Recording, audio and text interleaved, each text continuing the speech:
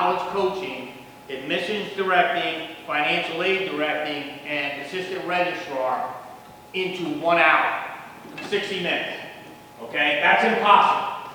But what is possible, and what I'll tell you the goal for me tonight, it's the goal every single night I do this, is that when you walk out those doors tonight, you walk out more informed than when you came in.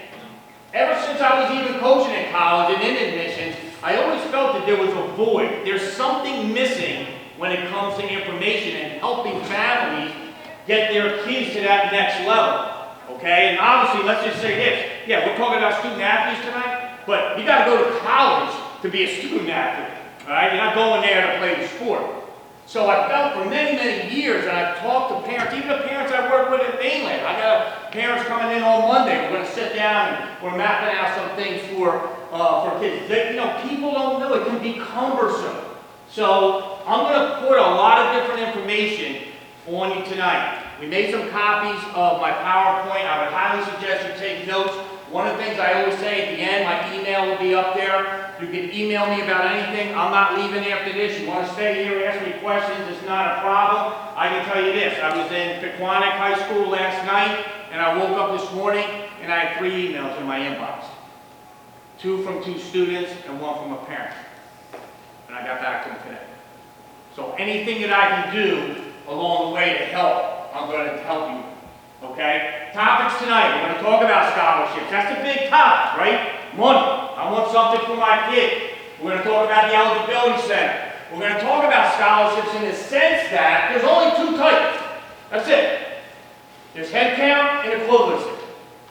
So it's good if you know that anytime you have a conversation with a coach or what sport it is, so you know exactly where you're at. Because I can tell you this. When there's 2 parents on somebody's deck having an adult beverage, and the one parent saying to the other one that, yeah, my son got a scholarship to go to wherever, probably wasn't a full. Probably wasn't a full. Okay? We're going to talk about what I call the shell game in admissions. Talk about financial aid. I'm going to say this right now, and I got Mike here to protect me. Don't shoot the messenger on the new FAFSA. You aware of the new FAFSA coming out next month? Get ready. You're not going to like it. Okay? We're going to talk about that. Make sure there's no apples or tomatoes when I bring that up. Okay? All right? And this is interactive, so if you have any questions as we go, I'm going to ask you guys some questions, all kinds of stuff. All right, moving on. Okay, some facts on scholarships.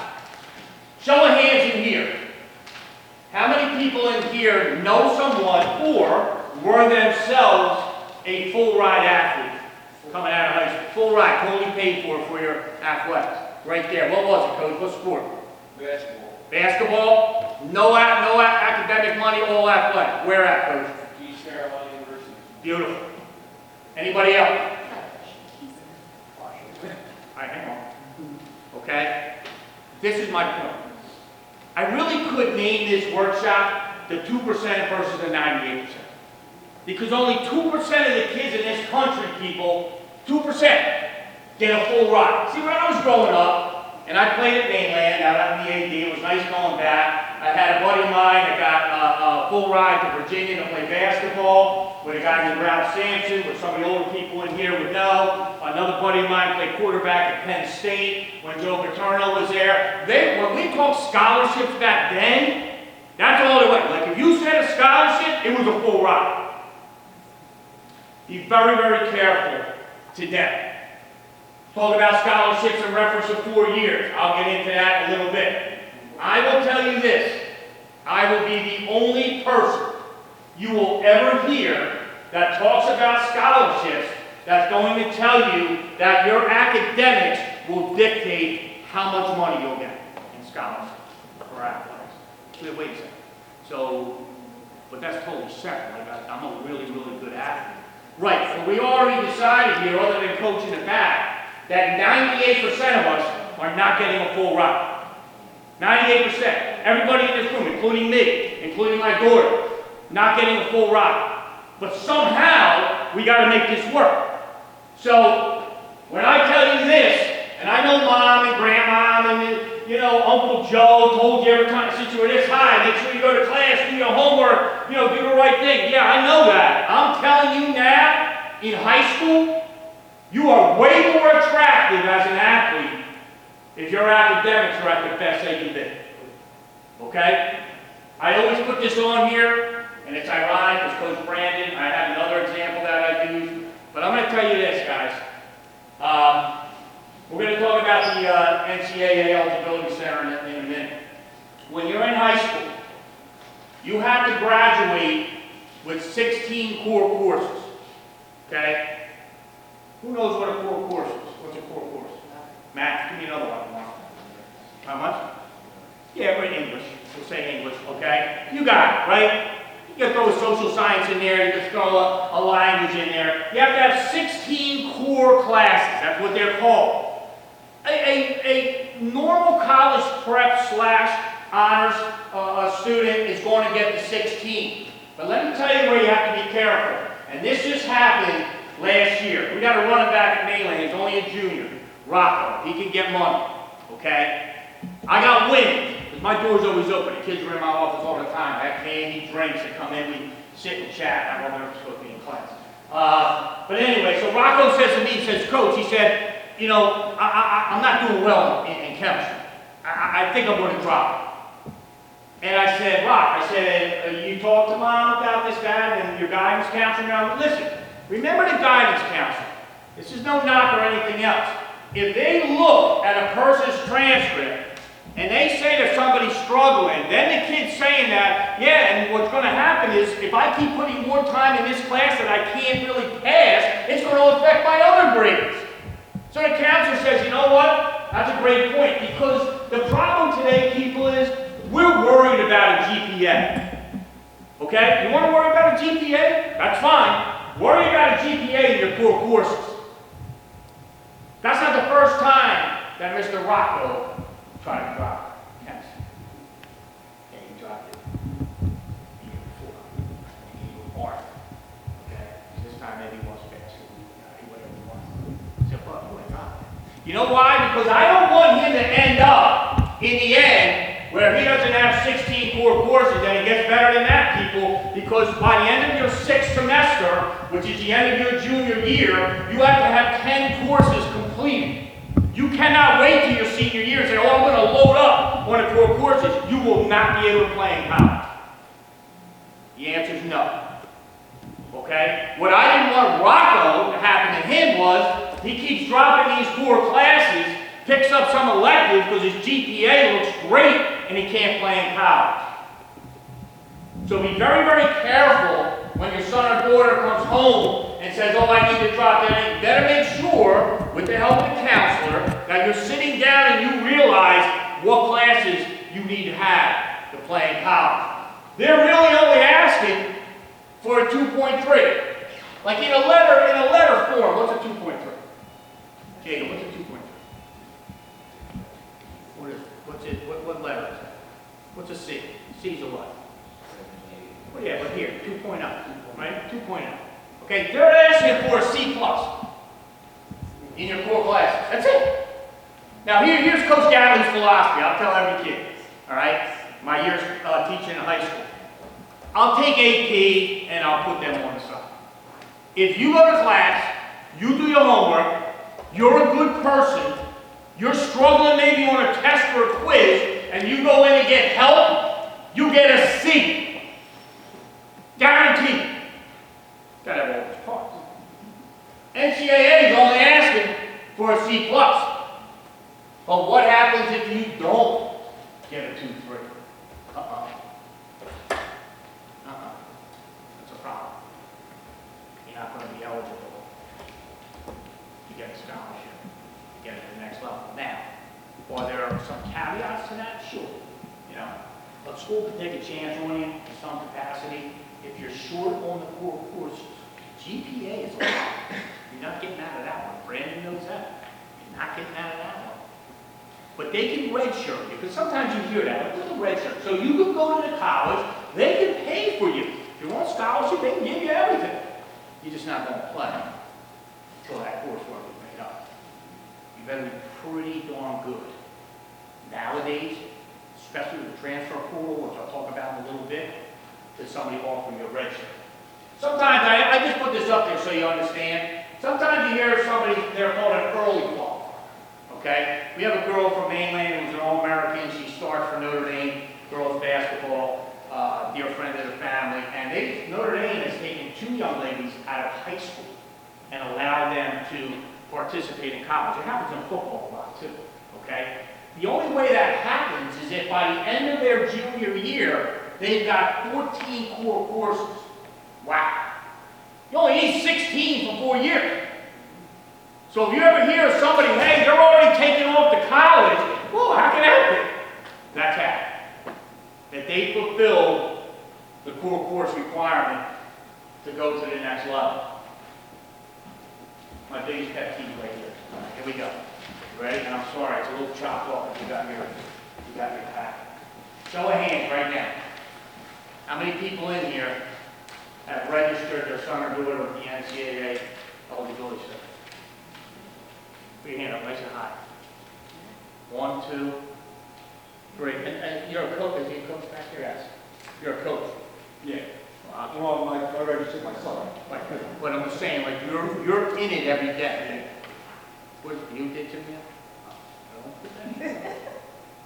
Natasha, you register? See, let me just tell you something, people. I'm going to tell you, and Brandon and I had a side conversation before I started, okay? There is nothing that can make a family, athletic department, kid, a college that recruited them, that you're giving this kid, so that's a reflection of the high school also. And because that young man or young lady didn't register with the clearinghouse when they should have, they have no idea whether or not they're even eligible to go to college. Now, I'm going to tell you something. I don't work for the NCAA, all right? This is just part of my speaking.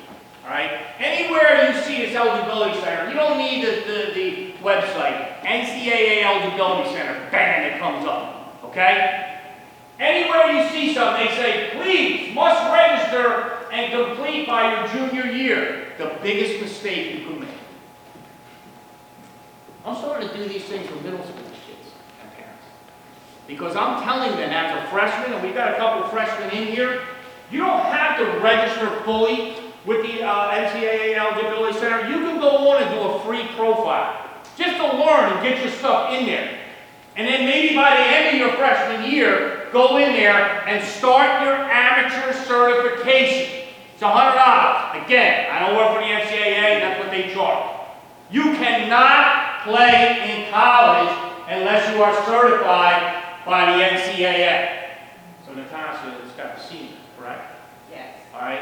That week, now listen, you're behind, but you're not alone. There's nobody else raise your hand in here either. And their kids are on a little different level. Every single school, Mike may or may not know, and it's not his responsibility, but I'm telling you, every single school has one counselor or more that's in charge of the eligibility center information. Once you register your son or daughter, first market period is probably getting over it, right? George lost it. Okay, there you go. Thank you. You sound very excited. So the bottom line is, if you were registered with the eligibility center, your grades are going to get uploaded, and we'll know that, hey, if I were short of core courses, probably not going to pop up now, but if I'm a senior, and I'm only using it because it's an example, okay? If I'm a senior, and I'm coming up short now, can I get these in? Did I drop something a couple years ago that no one thought anything about? Then you might not even have been that good of an athlete. Come on, it happens all the time, those Rachel Albert stories. Oh my goodness, I can't believe when Johnny came to school last year, he just grew 6 inches. Now I got every school in the country after him for baskets. It happens.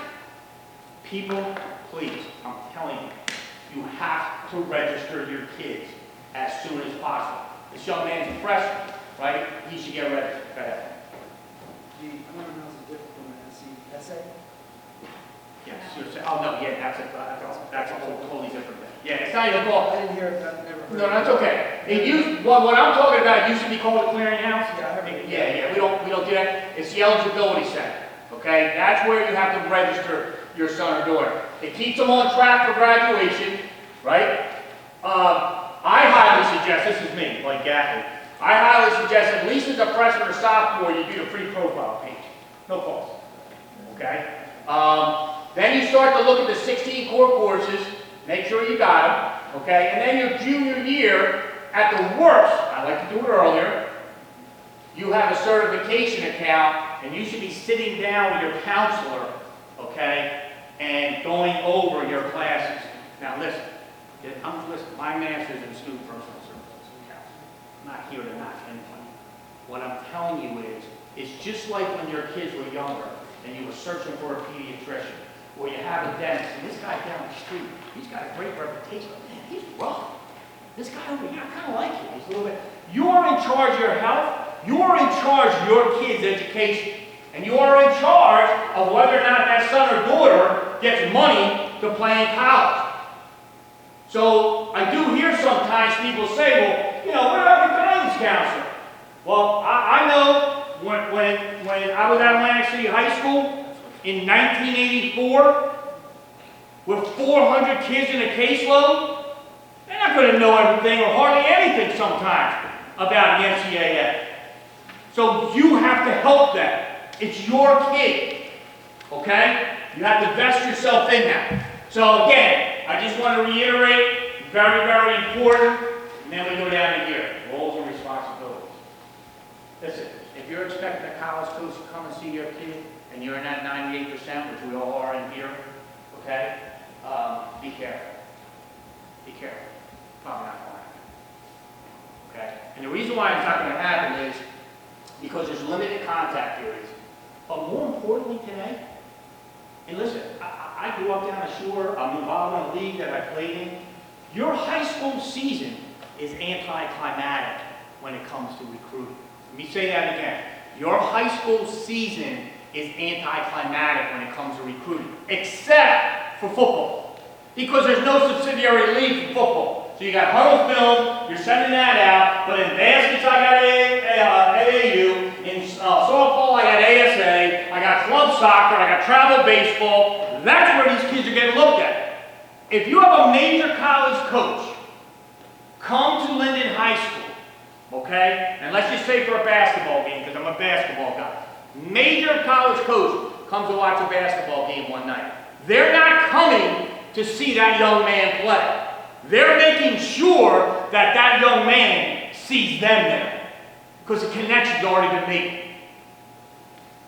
It's very, very important. I'm not suggesting that you go out and, you know, pay to be on a track. I'm not saying any of that. I'm just telling you that if you're waiting for your soccer season this year or whatever, you're going to be limited in how much contact your daughter or son is going to get in today's market.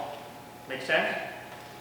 Next, high school coach. If I had $5 for every time I heard this at Gilligan Island rerun, I'd already be the guy. My high school coach don't do nothing for kids. They do it. And you know what? Some of them don't. You know, basketball, they put it away in season's over and bring it back out. I got it.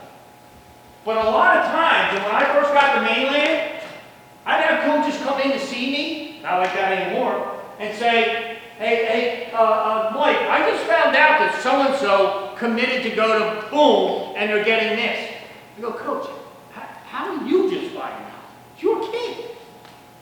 And part of the problem is that when they are playing in these other leagues, the AAU, the ASA, etc., and they're making those decisions, I'm telling you, be very careful about not including the coach. He or she doesn't have to be that connector, but they gotta be in the loop.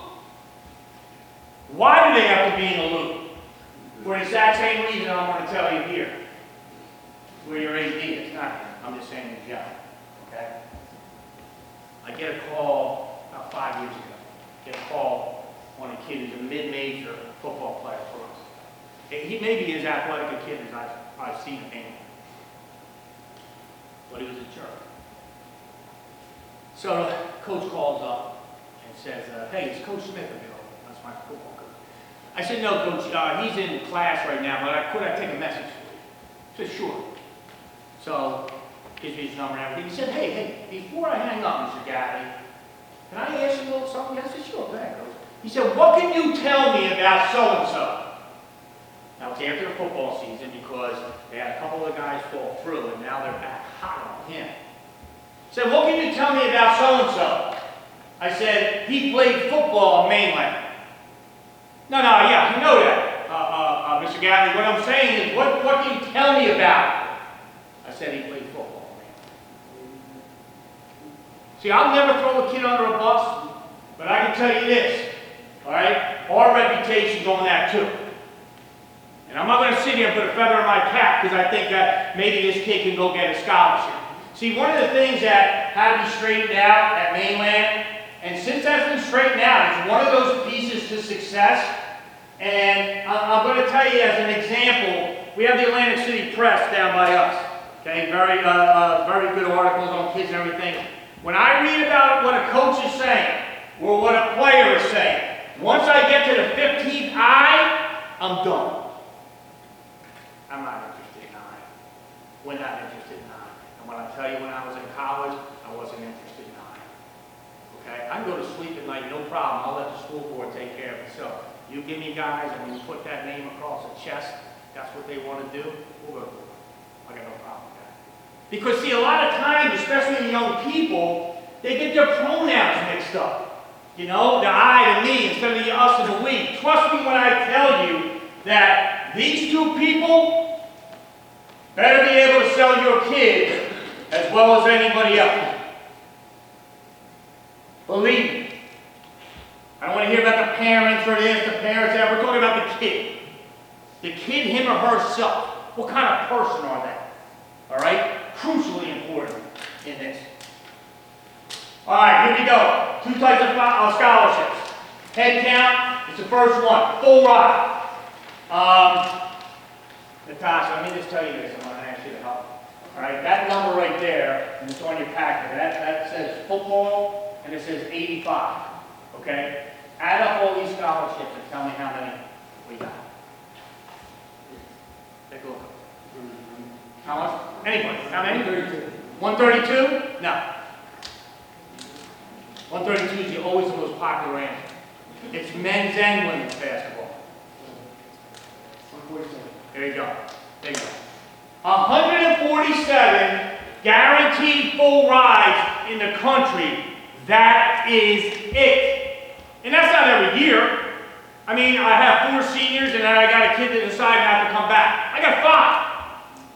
And the people in football have 85, but that's only FBS. That's only Alabama, Georgia, Clemson. Those are those guys. That's not the other Division I football schools. Men's and women's basketball, 15 each. And here's the key. Thank God for Title IX, ladies.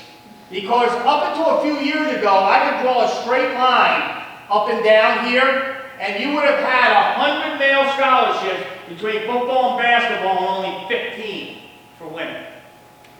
Wow. Now, they added in 8 for tennis, got women's gymnastics and women's volleyball. And there's more to come, and I'll explain that in a little bit too. But that's it, guys. Full ride. Don't have to worry about it. You don't have to do anything. The coaches are doing everything. SAT, I don't know what I got on the SAT because it's a sliding scale. So I can get the lowest possible grade as long as my GPA is up there. They're taken care of. That's only coach in the back there. That's none of us. The rest of us mortals, we need help. Okay? Next. Equivalency. That's everybody in this room. Equivalency. Okay? And Robert, right? I told Robert offered he's going to help me with this. All right? Equivalency scholarships. That's all the Division I sports, Division II, NAIA. Back in my day, NAIA was huge. It's kind of going to sleep for a while. It's coming back. And you know what it's coming back with? Female sports. Female wrestling. Yep. Female wrestling. And soon to be a sport in the state of New Jersey, girls flag football. Money out there. Yeah. And again, it's the influx of Title IX that's helping to grow these things and grow them. But anyway, you can get, there's no limit on how many athletes can receive a scholarship. There's a limit on the number of scholarships. I just put a couple examples. Baseball gets 11.7. Does that mean that I can't get a full ride for baseball? No, you can. We have a kid that was a first-round draft pick in the MLB draft. He thought he was going to go high. We didn't think he was going to go that high. For a full ride to Florida. They were going to roll the dice. Okay, they gave him a full ride. Most of the time, and even if as a pitcher, if you're in that 60, 70, 75%, that's outstanding. I mean, Brandon, tell me, what was that young man? Where was he at? Do you remember? Who's that? Your pit. What percentage was St. John going to give him? 20. No, I mean, 20% scholarship? Yeah, 20% scholarship. Right? Okay. The max you'll get in baseball is not nearly like, it's 60%. 70% max. Go ahead, Coach. Yeah, I played with a guy that went to Vanderbilt, and he played with David Price. And David Price even received 20% at Vanderbilt. But there was also academics included. Well, we're going to talk about that too. Okay. Mike, Right. when you see the numbers, this 11.7. Yeah. 12, is that per year for a kid? Like they only. That's what they can carry. So this goes back to the same thing, Robert. Great question. This goes back to the same thing. So this baseball coach has, let me go back. This baseball coach has 11.7 that he can have on his roster.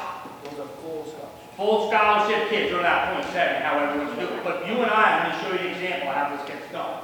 Okay? Like, I always laugh because, anybody wrestling here? Any wrestlers?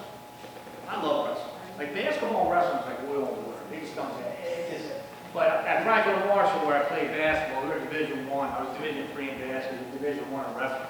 I loved we had Navy come in, Penn State, it was awesome. But I always look at this and I say, you know, the NCAA gives the wrestlers 9.9. Like, you ever go to a wrestling room? Well, first of all, you can take the smell. That would be one thing. It's 120 degrees. There's body fluids all over. Somebody's probably biting somebody. They're doing holds that I can't do in a mixed crowd. You can't give me 10,000. It's all calculated. Okay? So like every single sport, I only put up a couple, it's calculated. So how does this equivalency work? What's the best way? I started this off by saying that your academics will dictate your athletics. I'm going to use Robert as an example. Robert and I are two track athletes. We both run the 800. I always talk about the 800. Like I ask every kid that comes in and runs track, who runs the 800? I got the utmost respect. I got the utmost respect for the 800. That second lap is when you got a refrigerator on your back. Like if you don't know what lactic acid is, run the 800. You'll find out. Okay, so Robert and I are both pretty good 800 runners. And there's a college coach that's willing to give us scholarship money to go to his college. But he's only got one scholarship. He wants both. So he's doing his research, and he realizes that Robert's a heck of a student. In fact, his standardized test scores and GPA are so good that he would be eligible for a presidential scholarship, which at that institution would be equal to half tuition and fees and board for 4 years. Guaranteed. Then he comes to me and says, geez, I wonder if I can get Kaplan in the academic money. Nah. I'm sorry. No. He's got one scholarship. What can I do? Oh, I'll tell you what I'm going to do. He calls Robert up. He says, Robert, I am so impressed with what you've done academically that I can get you a half of an athletic scholarship because of your hard work in the classroom and the great job your parents did with you. And what I'm going to do, because of that, I'm going to throw a quarter of an athletic scholarship. I'm going to get you 3/4 of a scholarship to come to my school. How does that sound? Coach is pretty good. Okay? I don't want you to make a decision yet because I haven't been able to finalize it, but that's what I'm going to try to do for you. Then he calls up Mike Gatlin and says, Mike, I was really trying to get you some academic money, but, you know, I got to tell you, athletically, whew, man, I need you. I need you, bud. Full qualifier, you're fine. If I gave you 3/4 of an athletic scholarship, would you consider my college to come and play for me or run for me? And listen, when they're making decisions in college, it has as much to do with coaches as anything else. Okay? I said, Coach, I think that would be great. He goes, all right, give me a little bit of time. Then he calls Robert up and makes him the offer. Robert says yes. Then he calls me up, mentions me the offer. My guy says yes. And I get both kids because somebody's academics gave you that opportunity. So even if your young woman, man here isn't an academic merit person, they could be the benefit of someone else, but they still have to qualify, right? So whether you're the best, middle, or still got to do some work, you can still get money because in the equivalency, which is 98% of the people in here, that's how it's going to work. How do I know? Because it happened to my daughter. My daughter's a pole vaulter at Holy Family, Division II. Not a real strong Division II league, but they got money. I did my homework. They were losing track meets by 3 and 4 points. They had a pole vaulter that was supposed to come, decided not to come. My daughter's okay, she's only a county champion. All right, she ain't jumping like you see on TV. But guess what? When she got there, they weren't losing because they weren't giving up points in the pole. So it's also finding that spot where am I the most attractive person?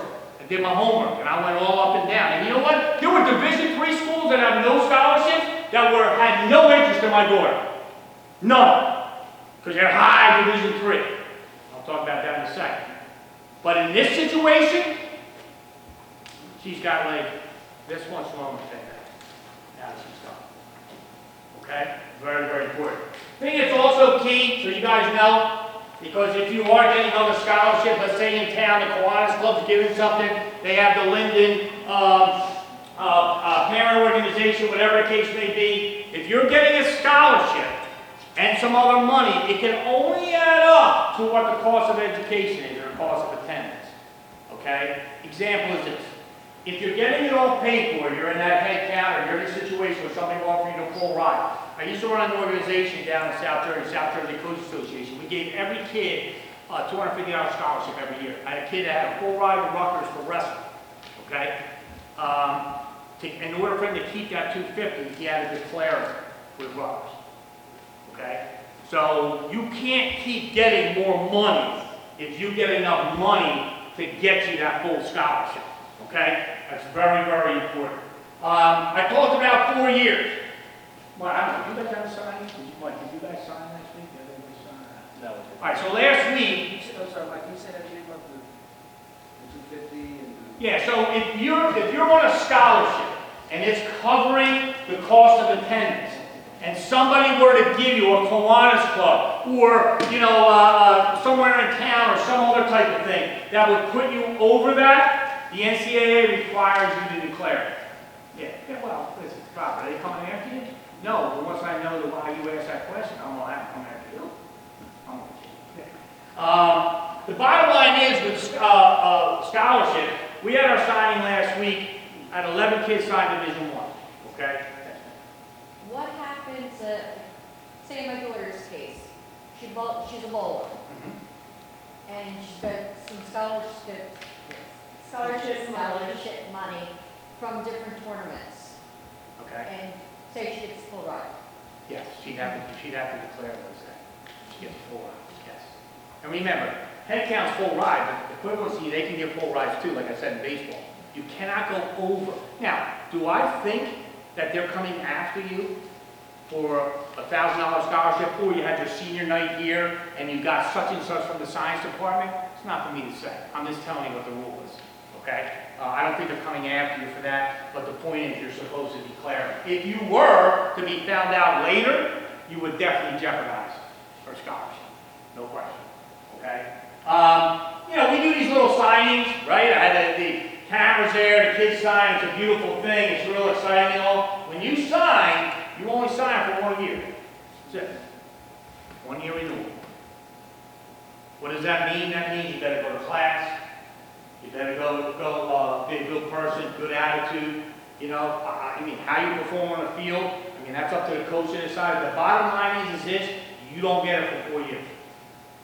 And you don't perform, and you don't do what's asked of you, you're not at the weight room at 6 o'clock in the morning because you feel like sleeping in, you may see that disappear.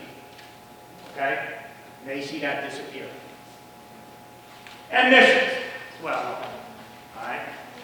So when I was in admissions at Elizabethtown and College, New Jersey, two very good academic schools, I would always tell people, based on my experience, if you know what college you're going to, apply early. Now when people says apply early, what does that mean? I'm not talking about an early admit because you get in. I'm talking about if you know a college that you want to go to, you're definitely interested, apply early because if they have any kind of merit money, whether it's academic, minority, doesn't matter. It's a first come, first served basis. First come, first served. That money's going to disappear. So I tell people all the time, if you're sure, do it. Here's the other thing. Somebody may say, I'm just going to use Rutgers in here because obviously it's a New Jersey school. Let's say that somebody has a son or daughter in here and they did like a little pre-application with Rutgers and they said, you know what, based on what you put down, I want to be a business major. I don't think we're going to be able to get you in. So when I was at Elizabethtown, my director of admissions, maybe the smartest guy I've ever met, we had a meeting one morning and he called everybody into his office. And he said, hey, the Board of Trustees last night just came up and okayed a brand new major that they need us to sell. And this new major is actuarial science. Everybody's looking around and they're like, yeah, I look around and go, what is that? What's an actuarial science? Is it right there? See me on? That's what it is. Yeah, listen. I have no idea. But I can tell you this. All this information is available to you on Google. There's one thing that every single college in this country needs to do, and they need to keep a profile. They need to keep a public perception. They need to keep their rankings up. They want to make sure that the breadth of the academics that we offer here at so-and-so is as competitive as it is anywhere. So in actuarial science, they wanted us to go out and start. What an actuarial scientist does, they work with insurance companies, probabilities, futures, that type of thing. It's very popular now. This was 30 years ago, and it was just coming out. The bottom line is that I had 2 or 3 girls that wanted to come to Elizabethtown, and they were pre-med. I couldn't get them in. Their math scores were not good enough to come into that school. So when I talked to my director, I said, well, how can I help these kids? He said to me, he said, let's put them in actuarial science. I said, yeah, Dave, but that's not what they want to do. He goes, yeah, but that's going to get them into Elizabethtown. Huh. Really? So I called these young ladies up, and I said, listen, I know how bad you want to come to this college. I'm going to make your major actuarial science because I've been asked to put X amount of fannies in the seats. There's a guy, I have no idea what it is. I said, I just got to what it was. Okay? I said, but with your math scores, that weren't horrible. I said, I can get you in. Do you people know that almost 85% of the kids who go to college either change their major or have no idea what they want to do? But when you bubble that screen on that application, and one of my dear friends, Tom, his kid wanted to go to this college. He said he wants to be a business major. I said, Tom, why is he going to be a business major? Here's the answer. You ready? I want to own my own business. Okay? So at this school, the business major stack is this high. I said, Tom, don't do it. He was a good student. He wasn't great. Hey, yeah, did he listen? Yeah. Business. Reject. I said, you have to pick the majors that aren't the most popular. Psychology. Anybody here a psych major? Yeah. Hey, want me to ask you about the eligibility center again? Let me ask you about being in the 2% division. Yeah, same thing here. Yeah, how you going to do that? You know what you're going to do with a psych major? I'm going to tell you from experience. You're going to spend $40,000 to go get a master's so that your daughter can live in Philly and go to St. Joe's like this knucklehead did. Thanks. You can't do anything with it. If you're not in education, the heck you want to do with psychology? But they got to fill seats. I can't have 6 or 7 applicants in the psychology department because the dean's going to come down and say, whoa, whoa, whoa, you guys aren't selling us enough out there. Oh yeah, trust me. That's exactly how it goes. Same thing with philosophy. What are you going to do? Sit under a tree? What are you doing? I say this because at every single school, you can Google, you can see the majors, you can see how many people apply in those majors. Why put yourself in a position that you don't have to, because it doesn't matter what you put on that application. You don't take a liberal arts course as a first year anyway. English 101 is English 101, no matter what my major is. Okay? Make sense? I call this a little bit of the shell game, because it's really sometimes not about, you know, what you're doing on your grades and everything. It's about those darn standardized tests. Yeah. You know the best schools in the world now don't require SATs. You know the Ivy League does not require SAT. SAT option. Everybody in here is going to Harvard. That's the real thing I wanted to tell you tonight. Your kids are all going to Harvard. No. What I'm saying is that you can also look at a school that maybe SAT is optional because your son or daughter is not a great standardized test taker. Now, you know, when I was in admissions, I used to hear that all the time, right?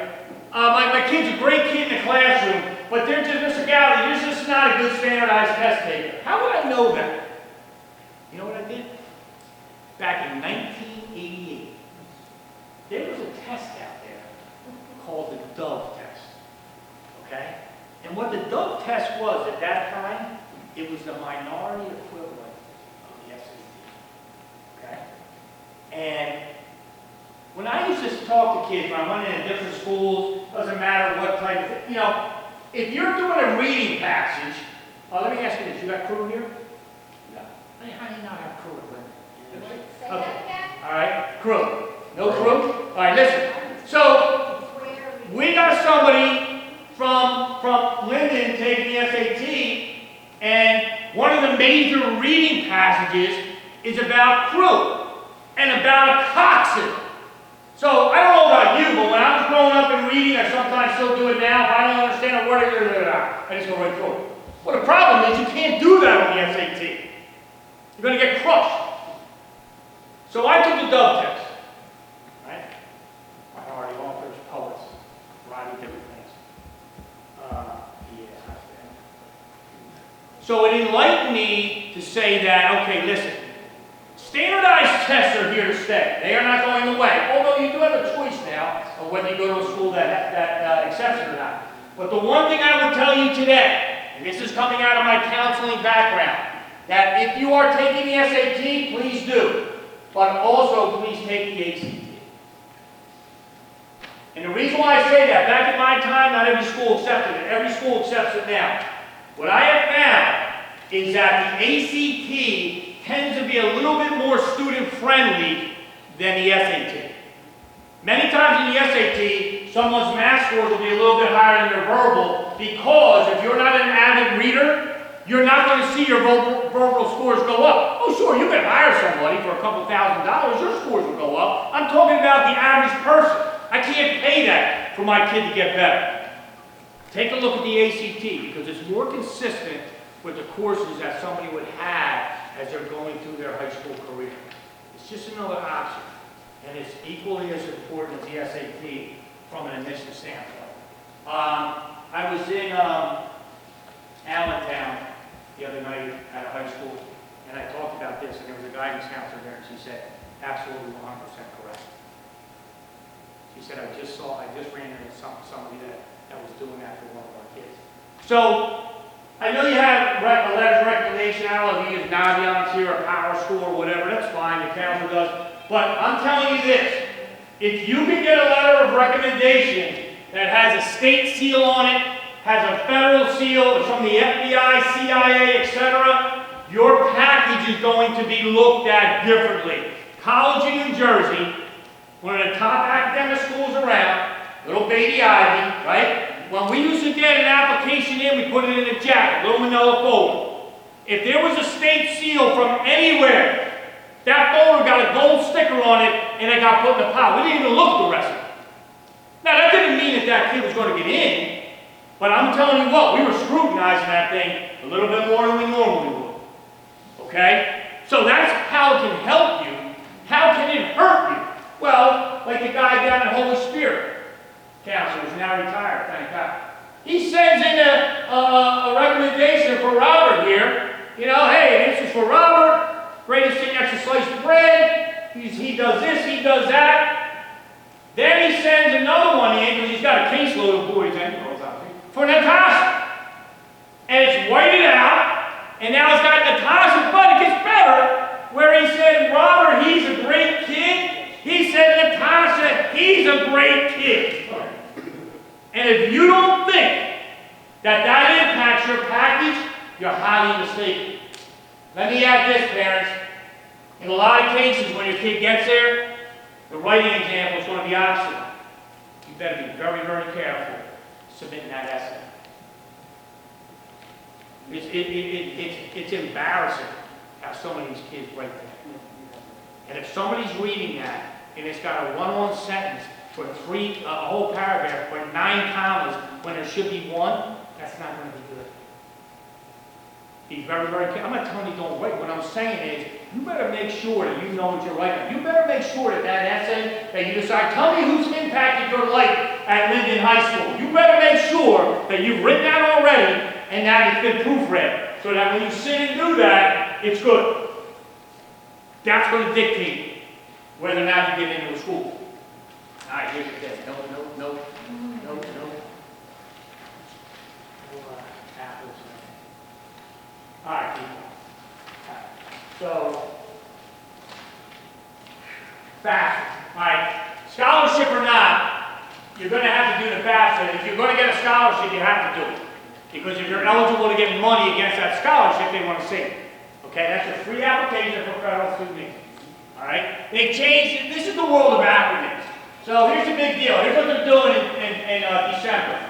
Okay, student aid report now is becoming the FAFSA summary, submission summary. Okay, EFC is becoming student aid index. So you say to yourself, what's the big deal? Right? You want to call one thing called tomato, right? Here's the problem.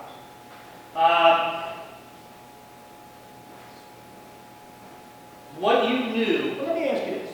How many people have gotten a student aid report back and gotten those little letters on the right-hand side, EFC, there's a number? Anybody ever get that back yet? Natasha, yes? And what happened, how that number look? Yeah. I'm just saying. So the bottom line is, sometimes that number, you look and you go, what? Like, this is what the federal government thinks you have stuffed under your mattress to give to your kid. If I had that, I wouldn't be filing the FAFSA. I just let them use it so the kid maybe wouldn't have loans down the road. The bottom line is this, is that there's some positive things that are going to happen when you fill out this new FAFSA. I'm going to give you a little tidbit right now that's going to help you as far as making a decision based on the amount of money your son or daughter will get. Very little known fact. In fact, I would tell you that most financial aid officers today may not even know this. But when you file the colleges that you want to receive your FAFSA, in the past, when I first started, only 5 schools. Then it went to 10. This year, they're giving you 20. But the only school that gets your information, and I'm going to qualify the word only, the only school that gets your information is the first one you list. Now think of it. Somewhere in your life, or somebody that you know says that, yeah, I applied to so-and-so, I haven't got my package yet. I applied here and I got it already. I guarantee you that was probably where it was listed on your list. Because think about the federal government. They can't send it out equally to every single one. So when you're listing your schools on there, list the schools that you want to receive that information first. And I'm going to tell you something. Don't necessarily list a school because that's the one you want to go to. You may want to list the one that you weren't sure was going to be able to give your kid enough money, so you get that first, because that no or that not that good makes the other one look a lot better. Eventually they get it. When I was in financial aid, every week they used to come in on a tape. You know, now it's coming in obviously electronically a different way. And then we would fill in there. I lost kids when I was recruiting. I lost a kid to Montclair State, because his package got to the parents before mine did, but I got involved late in the recruiting, so he had already put Montclair down. There was nothing, nobody wanted him more or less, but sometimes parents don't understand it. So when you're listing on your FAFSA, list your schools that you want to get that information first.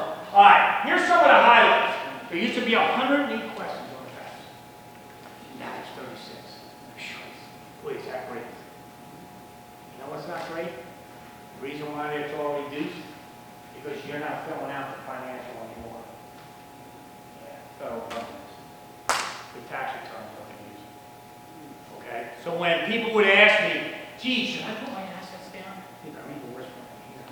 Should I put my assets down? Well, listen, I can't tell you what to do. You have interest income of $2,000. I think somebody might find out if you might have some assets. You do whatever you want. I'm not here to play judge or jury. Okay? The bottom line is now, it's over. It's over, people. Okay? What? No. It's not good. No. Because why? Because this little thing down here that Natasha told me about, called EFC, which is what they think is your expected family contribution. I always say sit down when you see this. That number is going to be accurate to the point where, in the past, if you had put down something, and particularly if you already have somebody in college, this is where it's going to hurt even more people. What I like about it, you won't like it, but I'm going to tell you it's the honest to God truth. I had 3,000 kids in my caseload when I was on financial aid. Okay? There's no way I could get back to those kids. I mean, I do the best I can. I'm a very hard worker. But there's going to be time before I can view enough of that same file again. So I built a package with an EFC of whatever. Very nice package. Then what happens is, we also noticed that EFC, and Natasha, I don't know if you ever noticed this or had this, but there was a little asterisk before the E. Anybody know what that means? Could be. It means they want your tax return. This is the old way. They want it.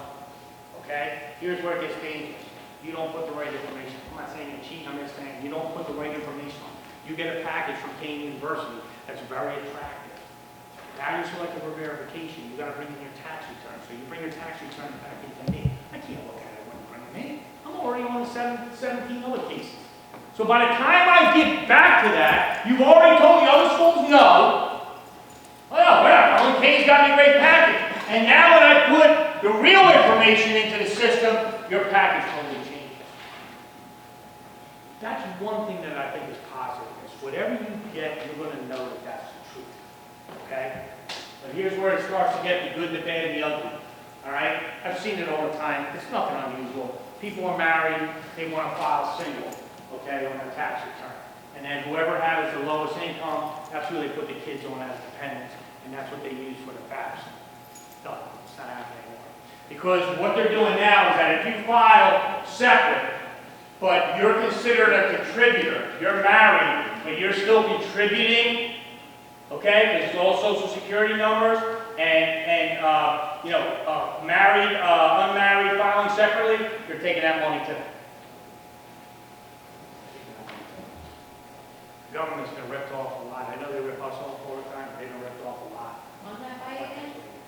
So, if a lot of times parents, I'm just going to use one example. A lot of times parents will say, instead of filing jointly, they file single, head of household. Okay? What we're saying now is that if you file head of household as I'm just saying, let's say mom has the kids, has a little bit less income coming in. If dad is a contributor, i.e., same address, et cetera, you can put 2 and 2 together. That's what I'm talking about. Okay? Even if someone's divorced, but they're paying, child support, they would have never looked at that in the past. They would have stayed right with that person's tax return. No, they're looking at everything now. And the worst part about it is, you get no credit anymore for any kid who's in college. Gone. So if you have a student in school now, They may grandfather it. See, what's going to happen, a lot of it will have to do with, I hate to say it, I don't get political in these things, but how the elections go.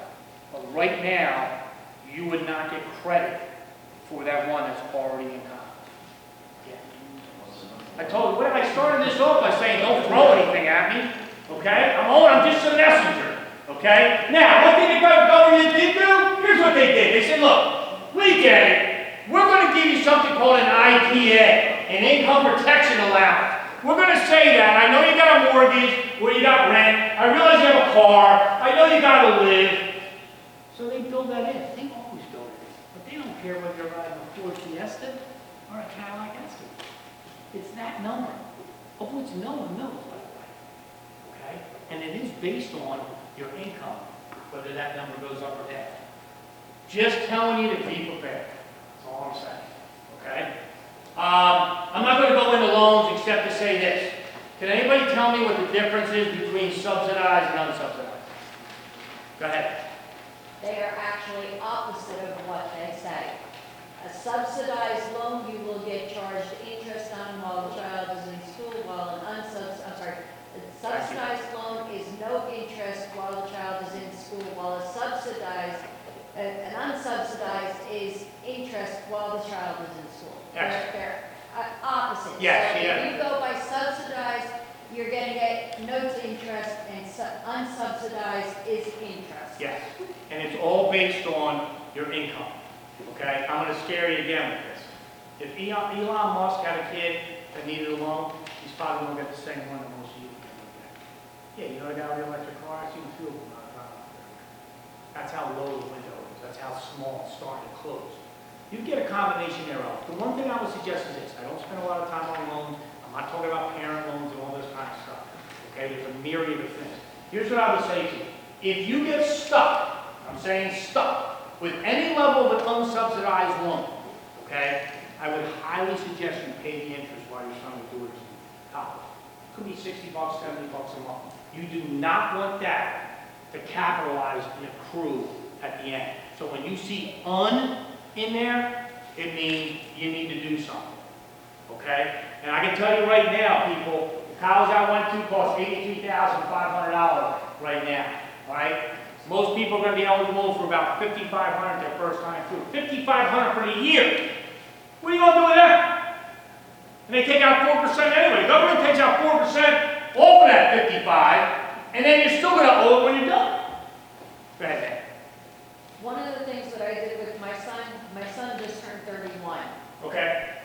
I mean, I went to the bride, but what I did is he was getting federal grants. Yep. He didn't necessarily use the whole thing, so what Sanford and Brown, what the bride ended up doing is they would send him a check. I turned around and I told him, you are not keeping that money. What are you doing with it? What You're did you work? taking that money and you're going right back to the college with it, and you're putting it on your unsubsidized loans. Yeah. Is that your doing right here? Yes, it is. Yeah. You need to listen. I need to bring you with me. I'm telling you, it's so easy, and I know it gets really convoluted. It's so easy just to say, I don't want to deal with this. You're sending me 10 letters, all this kind of stuff. Please, all I can tell you is take the time to sit down. Pick the phone up. I don't care how many times they put you on hold. Make sure you know what you're getting yourself involved in, because in the end, you won't want your kid coming out with $300,000, $400,000 in loans because maybe they didn't have to pay anything to go to the school. Be very careful. I don't spend a ton of time on grants other than to tell you that they're out there. There's federal money. There's grants for teachers. Iraq and Afghanistan, God forbid you had a parent or guardian that was killed there. EOF, we go on here. We got a TAG, tuition aid grant. There's a ton of grants available in the state of New Jersey. Here's the problem. Murphy will come on and do this. Chris Christie did it. They all did it. They're going to give their state address on the education in the state of New Jersey. And Murphy's going to come on, he's going to say, we have more grants available for students in the state of New Jersey than ever before. And ever. They do, but here's the hypocrisy. They got more money than they ever did before, but it's available for less. I pray that there's people in here that can get as much grant as possible, for their son or daughter. But I can tell you this, it's getting harder and harder. that window, even in that area, is shrinking quickly. Okay? Your EFC will dictate, you don't have to do anything in the state of New Jersey, they'll tell you. Your EFC, your expected family contribution, will dictate how much grant money you get from the state. Is it important to stay in state? I think it is. And not just because, again, I don't work for anybody in New Jersey. What I'm saying is your best opportunity is to stay in New Jersey if you want to be eligible for state grants. This has nothing to do with the institution. This has to do with the state of New Jersey. Okay? So here's the burning question. You're with a coach, you're with the admissions officer, they tell you that, you got your package, you look at it, and here's what we all say. What else is there? Is there anything else you got on this? Guess what? They do. They do. But if you don't ask, you're not telling. What do you mean, coach? Well, what I mean is this. On its lower level, when I was at Kane as a head basketball coach, I never built work study into their package, his package. Because basically work study is, we're going to take $3,000 or $4,000 off your bill, but you got to go and earn that money and give it back to the bursar's office.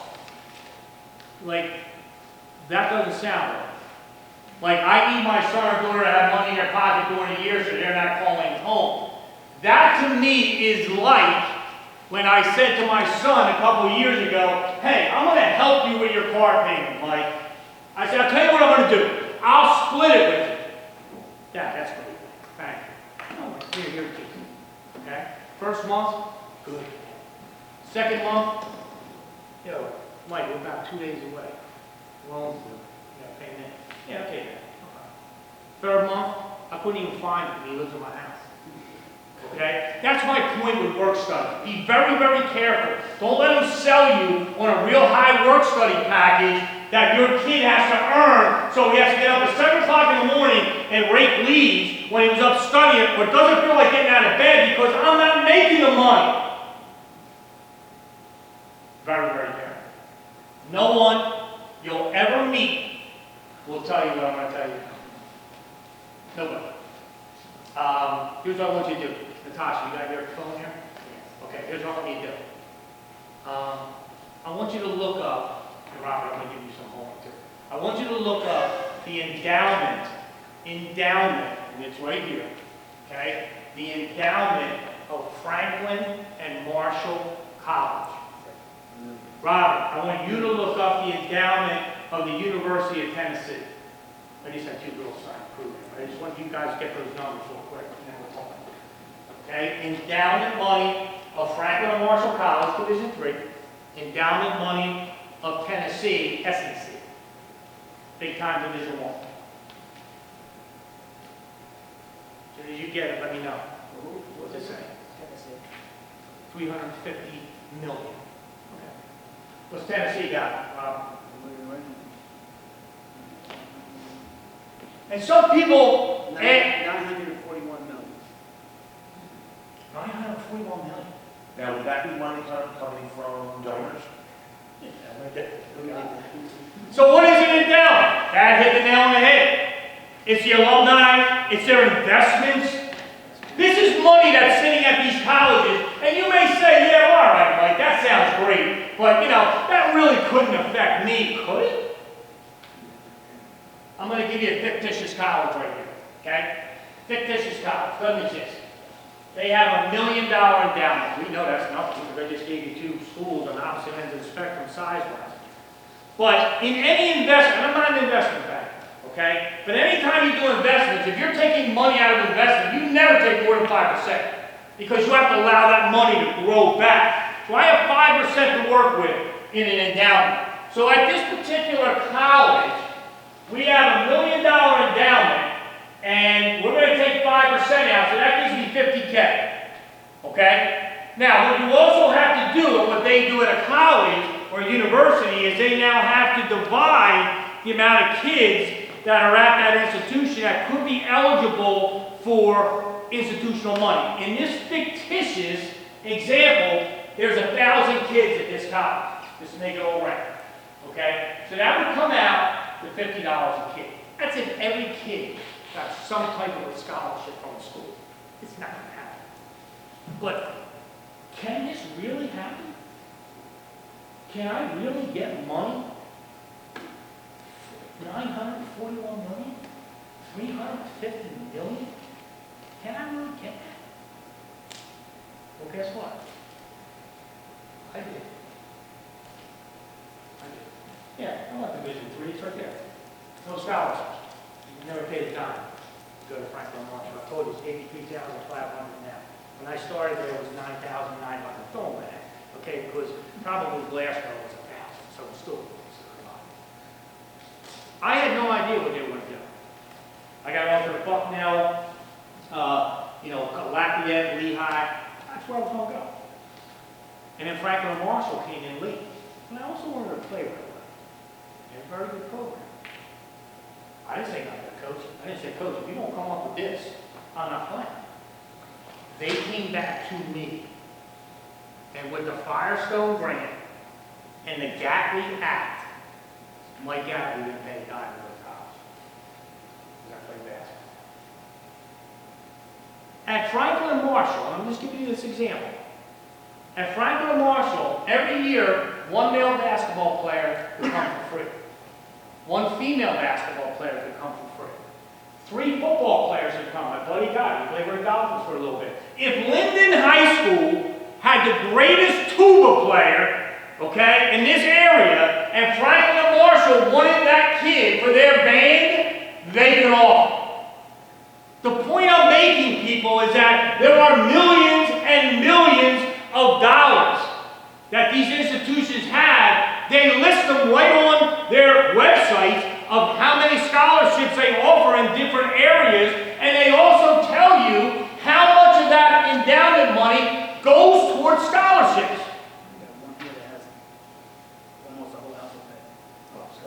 It's been at your fingertips all along. Give you an example. I'm just because I use the University of Tennessee, only because I like that orange color. Anyway, so like Kentucky and Tennessee. So Kentucky, in their endowment money, which is great, obviously, they only give about 10% for scholarships, academic. They got a lot of other things. Everybody does. It's a pie chart, right? The University of Tennessee is up to 37%. What does this all mean? What this means is when I'm looking at a college, I want to do some homework and find out what they have. I can tell you right now, Mike may not know this, but I know this for a fact, that there's scholarships that Linden High School offers that kids don't apply for. My buddy gave away a $2,500 scholarship every year in mainland. $2,500 to one female that was going to college. We didn't ask for the transcript after the first market period, and one male is just going to college. I didn't care if it was JUCO. Do you know we finally stopped giving away the scholarships because nobody applied? And he gave it to the athletic department. We helped build our weight room.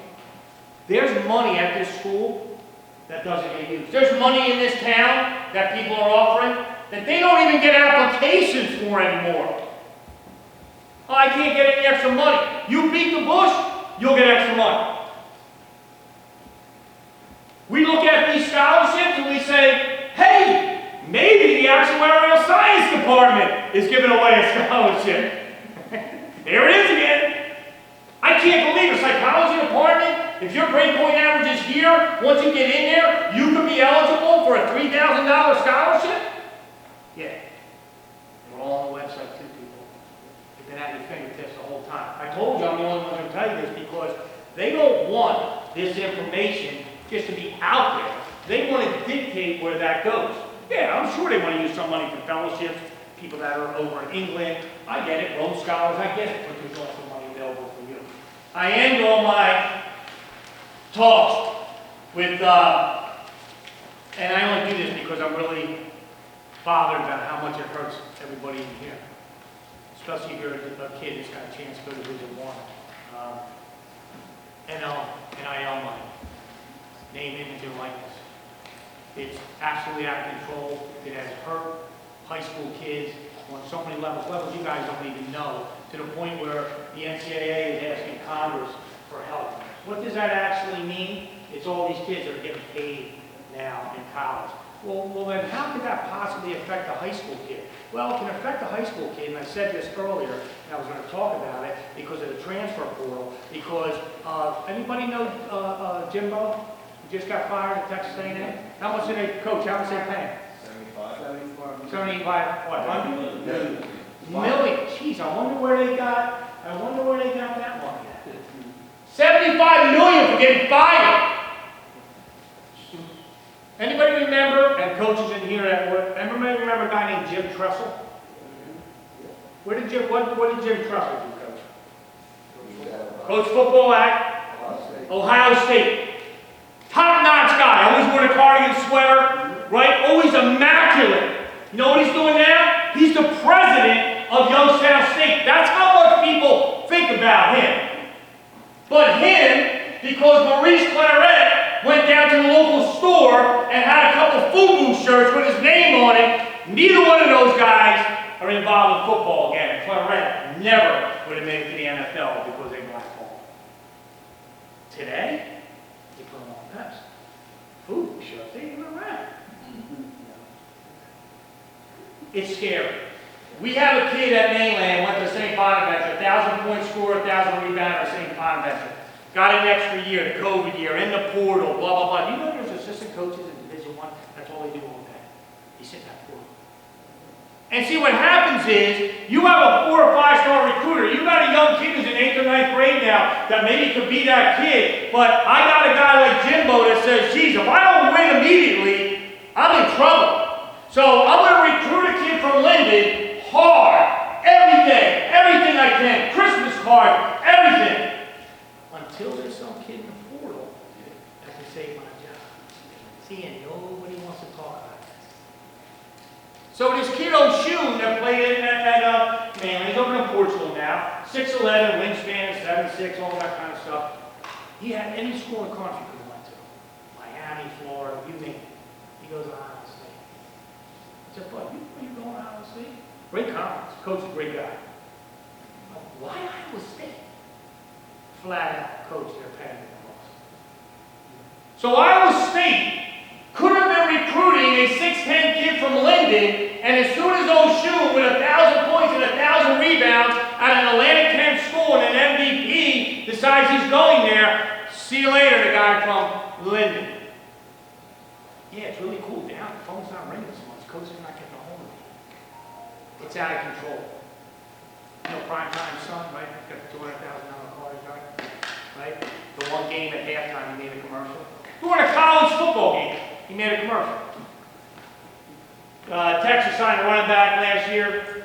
They gave him a NIL deal with Lamborghini. That's not the pizza place down the corner. Driving a Lamborghini. Okay? It's hurting high school athletes, and that's the only reason why I put it up here.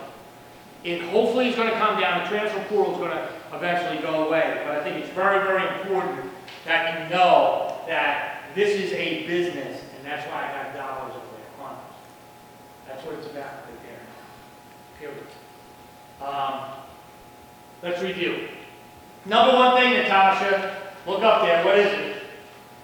What's number one? We got it tonight. When we get it, got to do this. Have to register. If you're a freshman or sophomore, do the free one. Do the free profile.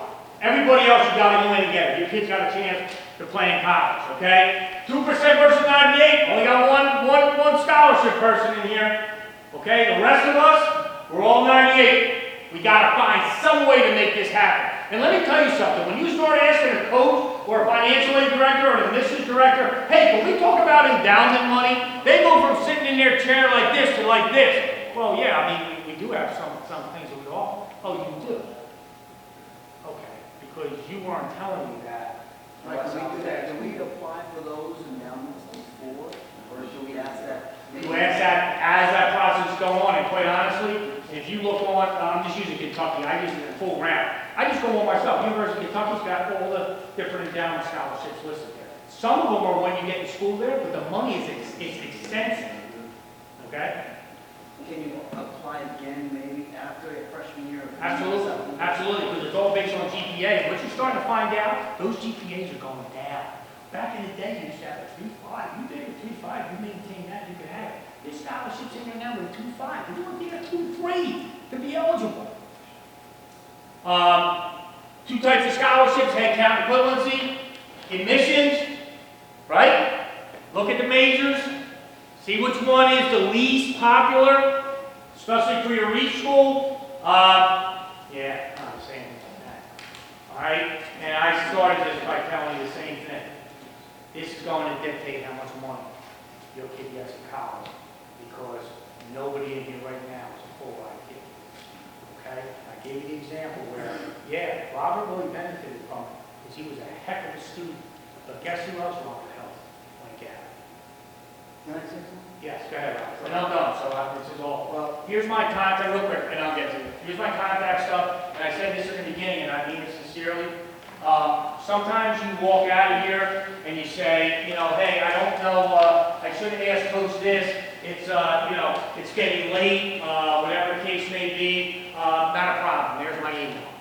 Okay, email me. Give me a day to get back to you, but I'll get back to you. No questions of don't want. I don't like that phrase, but you know where I'm going with this.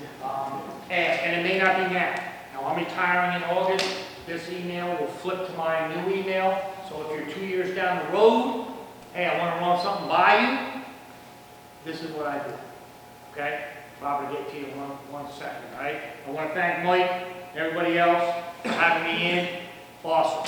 I really hope that in that hour, that he learned more than when he came in. Okay? Thanks, guys. Appreciate it. Okay, let Bob wants to say something to everybody. Hold on. I thought it was for me. I'm sorry. Okay. I coach, and I went through a process last, 2020, just to figure out how do colleges offer scholarships. How does my athlete get a full scholarship? And one thing, of course, two things that Mike said, you don't offer full scholarships, right? And academics is vital in for you to receive the most money possible. So as I went through the process, my athlete received so much money academically, but she still needed some money for the cost of living, cost of attendance, things like that. So what they said was, okay, listen, we don't get full scholarships. We can give you, the reason why they don't get full scholarships is we're going to split the scholarships up. Just like we did. Yeah, so, but if you were to become an All-American, then there's a way you can negotiate to receive more money or scholarships. So it was a process that opened my eyes up, and I came here to see. I'm still learning the process. So Yes. Let me just dovetail 1 second. How many times you could pick up and watch any college football game, okay? And they'll say so-and-so is a walk-on, or they'll have a story on the news where they have a meeting and this kid now gets a full scholarship in school because he's become that kind of player. So that's always available. But we're also saying that, hey, we got to know a little bit about how am I getting in here, and can I afford that if that doesn't happen? Great I've question. seen a lot of parents saying, I'm in the stands, and they're like, my son's going to get a full scholarship, my son's going to get a full scholarship, my daughter's a full scholarship, and you go to these rec games or AU games, trust me, it is a process, and get to know your coaches, and actually they said they'd rather work with the coach over the parents, because I guess, I don't know what that means, but academics is one thing for him to learn is academics is so vital. Honors classes, AP classes, and then that will help you. It doesn't matter if you don't score high in SAT. You might have to really, wasn't Sliding scale, higher the GPA, or lower the SAT. I mean, that's been put in. And it's all different in every school. So at one school, all she had was like $500. That's it. That was it. But it was South Carolina, so we were going down there. So one thing that I learned was academics is vital because it's going to help the student athlete and help the kid. So and then hopefully that will lead. And if you're really good, then they'll work with you, and then you can also negotiate. If Sacred Heart gives me 20,000, Well, you 10,000 TCAJ or any division, then you can negotiate that way and figure out what's the best for your kid.